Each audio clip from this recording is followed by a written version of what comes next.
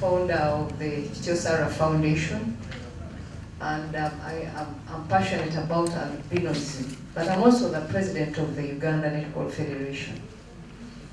My concern is about, we've not seen albinos in sports at all levels. Do we even have facilities as a country or the ministry that favor albinos to participate in such sports? We are who we are at this level because of where we come from as babies, as children. In primary, I played netball at secondary level, I played netball even at parliamentary level. In the last 10th parliament, I was the best shooter for the Interparliamentary East African Games for the last 5 years. Simply because I got that background when I was still in primary. Right now, I'm the president of Uganda Netball Federation. You never know, I might become the president of Africa. So when we give these children a chance to participate when they're still young, one, they meet so many people in lives. Imagine if we had a tournament for the albinos or people living with albinism in the entire region, East Africa. We have a minister and a ministry for East African issues. Can't we have these primary competitions for albinos? Can we have these secondary competitions for albinos? By doing this, we shall be having connections. Of recent, we went with the She Cranes. I told you I have a foundation. When we go for these international engagements, we meet different people and we discuss different challenges that we face as women and our different groups. If we went to these people with the support of government, and it is the commissioner presenting, or the minister presenting, or some government official presenting on behalf of albinos, instead of the president of a federation, where even at the national team we do not have any albinos.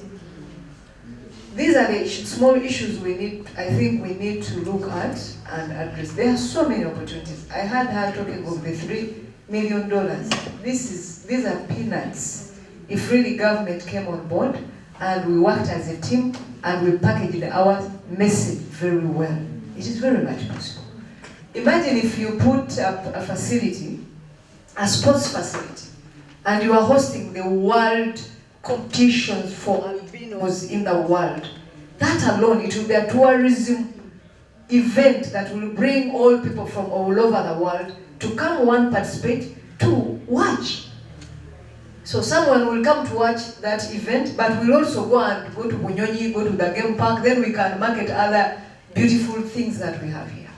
So I think as a ministry, we need to do something about it. So the other concern I had was for the Ministry of Health, that since they are not here. Can take it. Okay. The other issue from the Ministry of Health, we've had challenges in school as we grew up. Some of these girls and boys, the albinos, fear even to share who they are and what they go through with their teachers, with their nurses and counselors in school.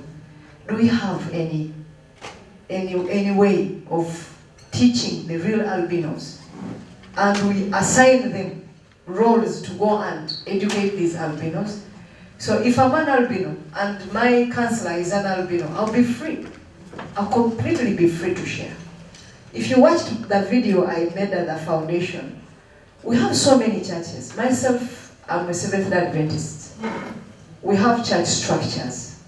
At my age, I've never seen any albino as a church leader in my church. Not even one. I've worked with the Catholics in the constituency. I've worked with Muslims. I've never seen a sheikh, not even a hajj. Could we, as the Ministry of Health, Education, and other sectors, work with the faith leaders to bring these people on board as church leaders? One could be a deacon, one could be a pastor, one could be any responsibility in church, such that when someone is having any health issue and you are not comfortable to share it with this doctor, at least you'll go to a father, a priest, or to a church, or to a pastor's wife, and share with them. Because we have seen refugees leaving their refugee camps to come and share with pastors their secrets and their challenges. can we strategically train people or have such people of that faith to address their needs and to understand what these people are really going through at all different age brackets. There is a meeting I attended. Before going for that meeting, we asked the organizers, like on phone. These were youth meetings. And there was one Albino who was on the youth committee. So we called and were like, Chairperson, baliwa wa bavuka wameka. Then he said, baliwa bavuka kuminena magoyomu. So it was so painful. It was too bad. So if we used such leaders and we poured water onto that kind of talks and all that, if such leaders come up, imagine if another can walk up one day and graced a function for the Albinos and is invited by the Ministry of Gender and Education, and she makes a statement. Nobody in Uganda will ever say something funny. If you do that, we shall consider you an enemy of Uganda anyway. So I think we need to champion that as well. As we are targeting the mama finas, as we are targeting the church leaders, we should also look at those consumers. Thank you. According to the national parameters. So that was the first time we had this interaction and the road to what we are today. We were very blessed. We had a UN independent expert in that meeting. So it was a very interesting time. And back then is when I was appointed as a chairperson of that committee. And this steering committee is, or I should say was, but it still is, that we have not handed over, was tasked with the role to have a national action plan on albinism, domesticated in Uganda, taken up by the relevant ministry. Trust me, it was not an easy job. It was not an easy task. It was not an easy hill to climb. If all of us remember, we had to have strong advocates to be counted among the 8 categories of persons with disabilities in the National Persons with Disabilities Act 2020, and we have to thank God and clap for that. Thank you, and all of us in this room contributed in one way or the other. And by 2019, by 2018, at least we had seen some signs of positivity.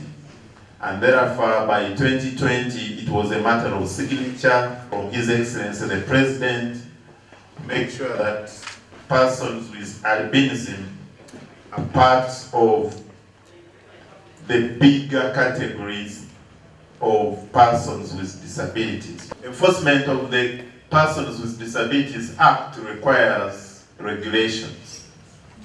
It requires a person with albinism to have a tool, to have something practical to use when they are demanding for their rights. And these regulations have since been coined into legal notes.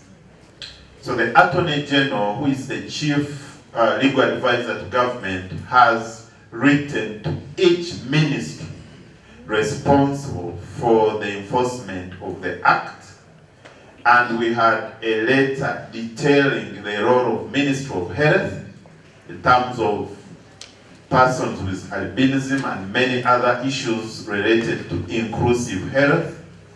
We have a document going to Ministry of Education in terms of inclusive education for all categories of disability.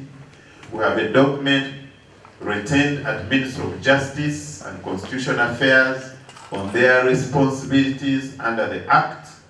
We have a letter going to Ministry of ICT and National Guidance on their responsibilities in digital inclusion and many others. I think we are going to achieve a lot through ICT when we are talking about inclusive education. I know next week we are going to talk a little bit more about ICT and inclusive education. Then the other is, of course, I know we in this country, everybody will tell you we can't do a lot of planning, we can't, because we don't know you. So again, in the coming years, we are planning the national population and housing census. I think it should be one of the key actions that needs to be taken right away so that we get the right data and information to do this. The laws and the laws and the policies, usually the reform comes through us, the CSOs that are working through the legal aid aspect, because we are the ones who push government or push members of parliament, like the courts, to make a change, so the constitutional court and the Supreme Court. Maybe the other thing may be Ministry of Gender and Ministry of Education. Thank you so much for the good work, specifically Chamboko. Like the director said, once you have those wounds that are not treated, you end up having cancer.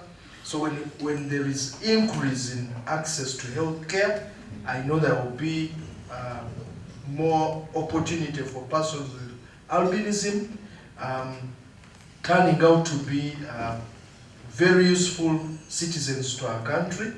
I also congratulate the Ministry of Education for those commitments that you have made, and I also liked it very much when our MC was also reading the indicators, so it was beefing up what it is that you are going to focus on. All these 4 priority areas: awareness raising, access to health care, access to education, access to work and employment, are priority areas of NODIPU. And in our strategic plan, all I can say, like I had said, we on board as NODIPU, and count on our support as our members. I will always work with you to ensure that this action plan materializes, that it is supported. We'll advocate together, and you know the spaces, you know you can count on NODIPU. So I wish you success with this, and we are on board.